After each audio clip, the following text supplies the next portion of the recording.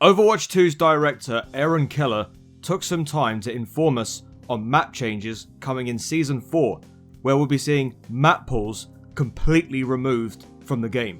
What is up everyone, it's CMG here. So yesterday evening, we received what Keller likes to call a bonus dev chat. To be honest with you, we the community could definitely go for some more of this. The fact that Blizzard haven't been communicating with us enough on the development front really has been quite concerning. And, well, Keller coming out with some more of it really does speak a lot of volumes. Please do more of this. Please. By the way, chaps, just to remind you once again, do be sure to hit the subscribe button if you like this idea for content, and write a comment below. It really does help me out with the channel tremendously. I'd like to hear your beliefs on these announcements from Blizzard as well as mine. So, yeah, thank you to all those who have done it recently. I really appreciate you. So, Aaron Keller took some time out to talk about maps and the density of which these maps show up in between seasons. And of course, the main elephant that we need to address here is the map pools are going away in Season 4. There is an entire director's take here, which you can take some time to read yourselves. I'll post a link in the description, and I here will of course go through with you, and maybe while reading it out loud, I'll do my best to improvise and give you some thoughts here and there. So this is what Aaron Keller had to say about map pools, according to this take. Map pools. You were right, we were wrong. Map pools are going away starting in Season 4. We aim to provide a bit of freshness each season and concentrate the number of maps that people are playing. However, player sentiment around map pools was pretty low. The map roster doesn't have enough maps where we truly need them, and the impact they had on seasonal identity was fairly low. I mean, yeah, I get the idea. Like, map pools are there to make every season unique to a specific structure, and while that seemed like a fantastic idea at first, the main problem was too many frequent maps showing up instead of others, and suddenly the season started to get stale really quickly, playing on the same maps all the time. Actually, I want to sort of refer to a tweet that Mastery and Gamer posted out quite recently about the density of playing heroes versus actually playing on maps. And he mentioned that playing heroes is actually a good thing because you're being able to learn new skills and new tricks. But playing on a map is like so boring to a point where, you know, you're playing it all the time. It gets really stale. And the season, like after 10 days, just gets really boring, you know? It's just really frustrating. Yeah, it's really good that they have addressed this, or Aaron Keller has addressed this. Additionally, the cadence for maps leaving and returning to the pool didn't align with the time it took to make changes to the maps. Gibraltar was supposed to return in Season 4, but the playtesting and iteration, wow, they love that word, don't they, iteration, we were doing for the map started calling that deadline into question.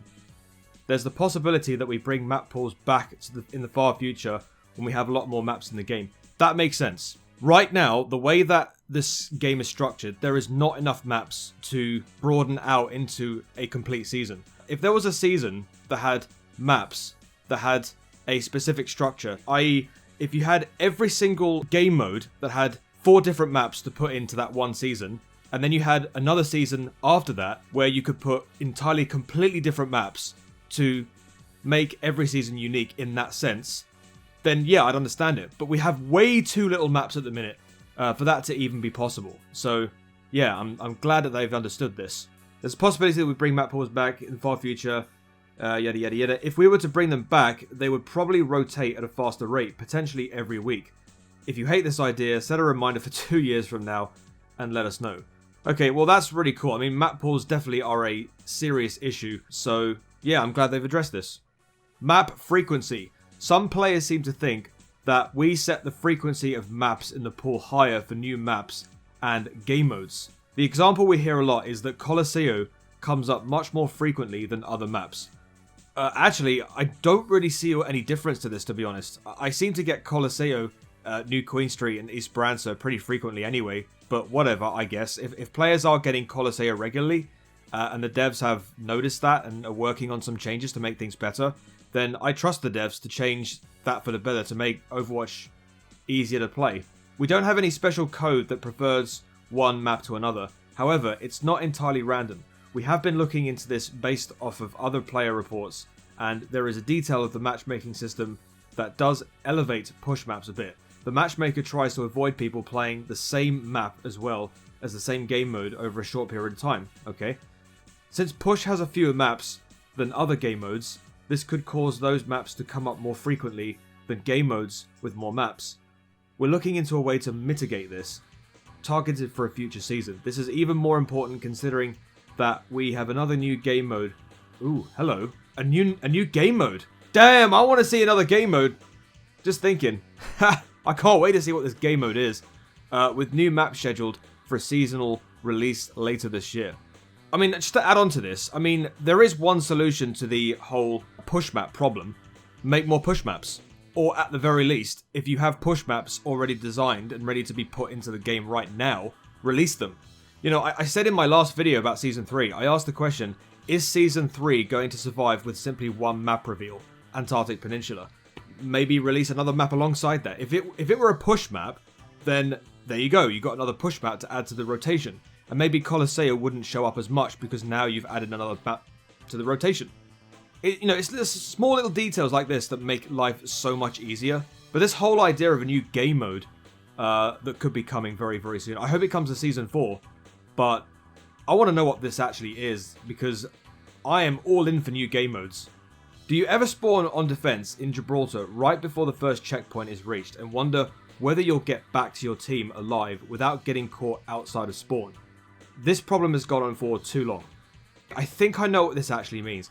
I think what Aaron Keller means by this is, if you die in a fight, and then you have to wait 5 seconds to respawn in the first spawn area, but then the enemy team have only just completed point A, you're completely stuck in limbo, and then you have to either make a run for it back to your team to regroup, or you just kill yourself at the hands of the enemy team, and as a result, run the risk of offering free ult charge.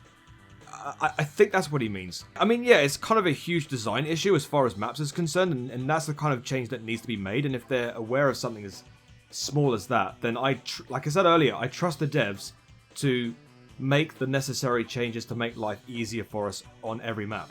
So yeah, I'm glad they've made this an issue, and they've sort of understood the problem. We've looked into level design changes to fix this problem in several maps, and we'll probably use that in a few places. But those have the possibility of opening new flanking routes for the offense that we prefer to avoid. So we're talking about solutions that don't necessitate map changes. This probably won't hit Season 4, but it is in the works. Like I said, I think this could be like a long-term problem for the devs to figure out. Not necessarily right now, but I would say maybe Season 5, 6. That will potentially be something that they work on. Maybe even redesign a few maps to sort of make life easier for our players. Yeah, I wouldn't mind seeing that in the future. One last non-map related item. We've heard from players that event challenges focused too heavily on playing the event's game mode. We've changed our values here. We're shifting direction to include more challenges that let you play the way you prefer, while still introducing event game modes. Some of the event challenges will reflect these changes in Season 3. We'll continue to monitor this and change it in the future if it doesn't feel right. Yeah, I mean, that sounds like an ideal thing. I mean, challenges, I don't really worry too much about challenges. I tend to sort of like have a look at the challenges and see what I've actually completed.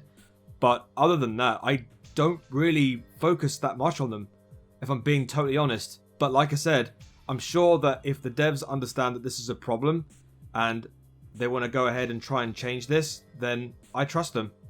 That's it. Keep the feedback, critiques, communication going. Well, yes, please do keep the communication going, because you know what?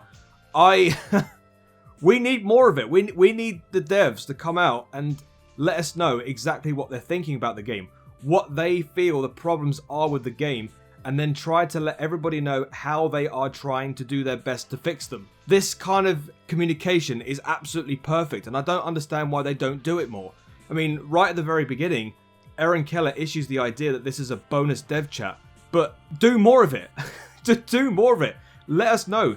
Keep the community in the loop what the problems are, because there are so many issues regarding heroes, reworks to heroes that need doing, map reworks that need doing, and they don't specify it, and it's so ridiculously annoying. But anyway, what do you guys think of all of these changes? What do you think of this bonus dev chat? What do you think of the map pools, map frequency, spawn changes on specific maps? What do you reckon? Let me know in the comment section down below. So yeah, this is going to be the end of the video, guys. I'll leave the actual article that I read in the description down below, so you can go ahead and read this in your own time. And yes, thank you very much for watching. If you like this idea for content and you want to see more in the future, go ahead and click on the subscribe button, send a comment, like the video, and then turn on your notifications. It really does help me out a great deal. You can also check me out on all of my social medias, my Twitter account, my Discord, and of course, my TikTok. Thank you for stopping by, chaps. Have a great day, have a great life, be nice to your fellow gamers because we're all human beings. I've been CMG as always, and until the next video, I shall see you later. Peace!